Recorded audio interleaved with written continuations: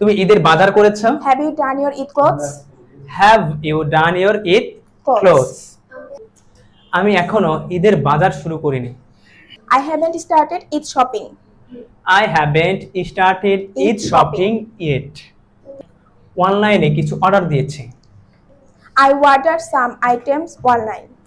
I order some items online. আমি shopping মলে গিয়েছিলাম বাজার করতে। I went to the shopping mall for Eid shopping.